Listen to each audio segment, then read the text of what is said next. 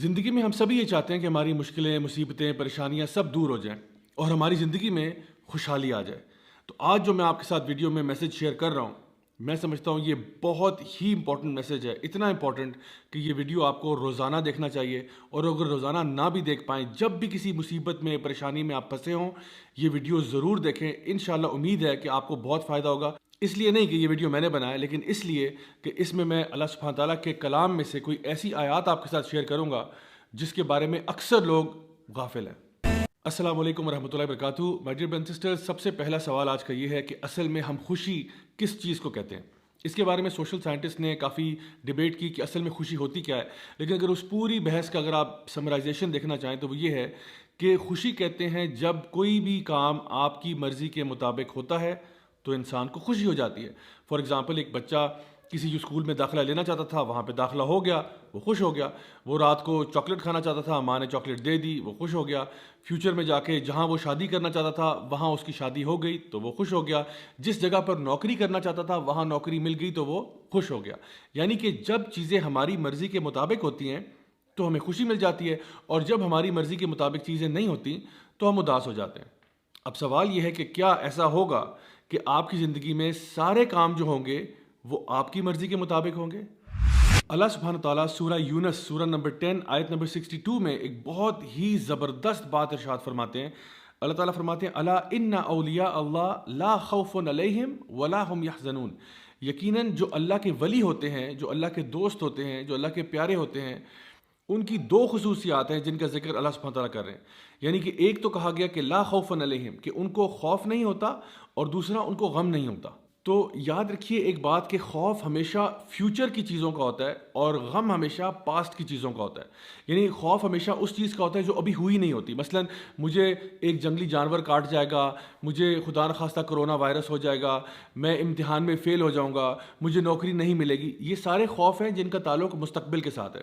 اور اسی طرح سے غم جب انسان کو ہوتا ہے تو وہ ہمیشہ کسی پاسٹ کی چیز یا ماضی کی چیز کے بارے میں ہوتا ہے۔ مثلا کاش کہ میں نے پڑھ لیا ہوتا تو آج فیل نہ ہوتا، کاش کہ میں نے یوں کر لیا ہوتا، کاش کہ میں نے وہ کر لیا ہوتا۔ یعنی انسان جب بھی غم کی حالت میں ہوتا ہے تو غم ہمیشہ گزری ہوئی بات پر کیا جاتا ہے، اور جب بھی انسان خوف زدہ ہوتا ہے تو وہ ہمیشہ کسی فیوچر کی چیز کے بارے میں خوف زدہ ہو رہا ہوتا ہے۔ تو اللہ سبحانہ تعالیٰ یہ بتانا چاہ رہے ہیں کہ اگر آپ واقعی میں اللہ کے ولی ہیں، اللہ کے دوست ہیں، تو آپ کو یہ پتہ ہونا چاہیے کہ اللہ تعالیٰ العلیم بھی ہے اور الحکیم بھی ہے۔ العلیم کا مطلب یہ ہے سب سے زیادہ علم والا اللہ ہے، الحکیم کا مطلب یہ ہے سب سے زیادہ حکمت والا اللہ ہے۔ یعنی اللہ تعالیٰ ہمارے سے علم میں بھی زیادہ ہے، ہمارے سے سمجھ میں بھی، ہمارے سے وزڈم میں بھی زیادہ ہے، اور ہمیں شاید کسی بھی تصویر کا ایک چھوٹا سا پکسل نظر آ رہا ہوتا ہے، اور اللہ تعالیٰ کو پوری تصویر نظر آ رہی ہوتی ہے۔ ہم اپنی لمیٹڈ سوچ کے اندر اکثر اوقات مسئلوں کو سمجھ نہیں پاتے، جیسا کہ سورہ البقرہ کے اندر بھی سورہ نمبر 2 آیت نمبر 216 میں اللہ سبحانہ تعالیٰ ارشاد فرماتے ہیں کہ شاید ہو سکتا ہے کہ تم کسی چیز سے محبت کرتے ہو، تم کسی چیز کو اپنے لیے اچھا سمجھتے ہو، لیکن وہ تمہارے لیے اچھی نہیں ہے، اور ہو سکتا ہے کہ تم جس چیز کو برا سمجھتے ہو اصل میں وہ تمہارے لیے بری نہ ہو، اللہ جانتا ہے اور تم نہیں جانتے۔ تو جس دن انسان یہ فیصلہ کر لیتا ہے کہ اللہ مجھ سے زیادہ جانتا ہے، اللہ مجھ سے بہتر جانتا ہے، اللہ کی حکمت میرے سے بہت زیادہ ہے، تو وہ آٹومیٹکلی اپنی مرضی کی بات نہیں کرتا، وہ اللہ کی مرضی کی بات کرتا ہے۔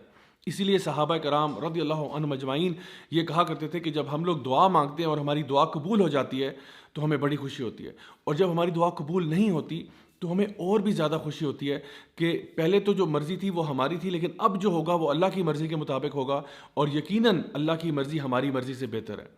اللہ آپ کو آپ کی ماں سے بھی زیادہ چاہتا ہے، تو ایسا کیسے ہو سکتا ہے کہ اللہ آپ کے ساتھ کوئی ایسا معاملہ کرے جو آپ کے لیے برا ہے؟ میں آپ کو اپنی لائف سے کچھ ایگزامپلس بتاتا ہوں کہ جب میں نے کالج یونیورسٹی کی طرف جانا شروع کیا تو میں نے کچھ یونیورسٹیز کے لیے اپلائی کیا جہاں پہ میرا بہت دل تھا، اور میں نے بڑی محنت بھی کی، میں نے دعائیں بھی بہت مانگی، لیکن میرا داخلہ نہیں ہوا۔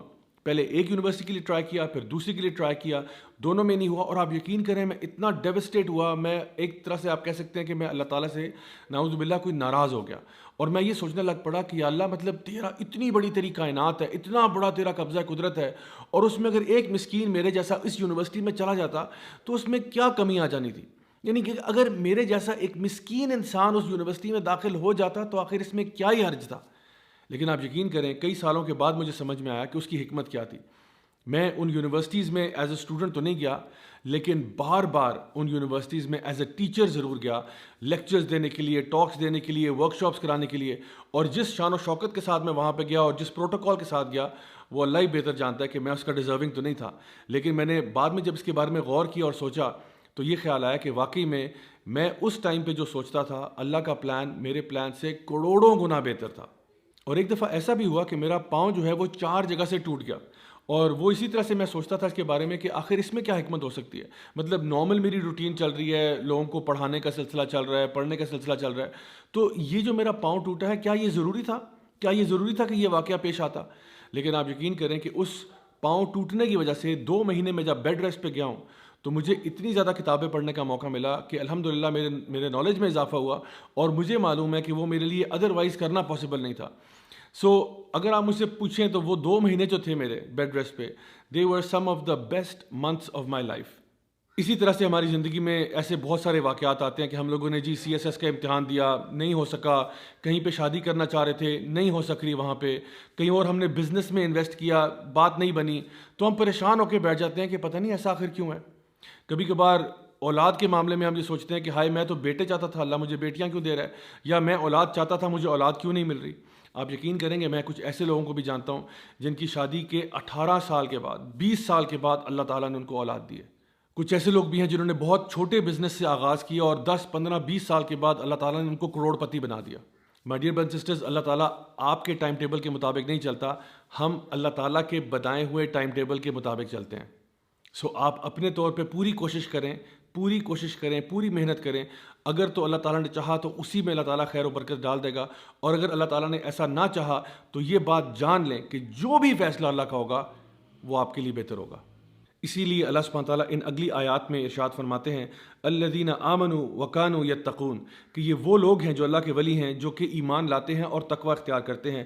لہم البشریٰ فی الحیات الدنیا وفی الآخرہ، اللہ تعالیٰ ان کو خوشخبریاں سناتا ہے دنیا میں بھی اور آخرت میں بھی. مائی ڈیئر برادرز اینڈ سسٹرز، اگر آپ ان آیات کو سمجھ جائیں تو آپ کو یقین ہو جائے کہ جو لوگ بھی اللہ تعالیٰ کے دوست بن جاتے ہیں، نہ فیوچر کے بارے میں ان کو ٹینشن ہوتی ہے کیونکہ ان کو پتہ ہے کہ جو فیصلہ اللہ کرے گا وہ بہتر ہوگا، نہ پاسٹ کا غم ہوتا ہے کیونکہ وہ پاسٹ کے بارے میں اگر جو غلطیاں کوتاہیاں ہوئی ان سے توبہ کر کے آگے آپ جا چکے ہیں. یہی وہ لوگ ہیں جن کے بارے میں اللہ تعالیٰ فرماتا ہے کہ اللہ تعالیٰ ان کو دنیا میں بھی خوشیاں دیتا ہے اور آخرت میں بھی خوشیاں دیتا ہے. انشاءاللہ آئی ہوپ کہ اس سے آپ کو بات واضح ہوگی، اور اب پریشانی ٹینشن لینے کی کوئی ضرورت نہیں ہے کیونکہ اللہ ہمارے ساتھ ہے نا. ٹینشن تو وہ شخص ہے جس کے ساتھ اللہ نہ ہو، لیکن جو اللہ کا دوست ہے اس کو کیا خوف، اس کو کیا غم. Until next time, this is me, Raja Zaulak, signing off. Wassalamu alaikum wa rahmatullahi wa barakatuh.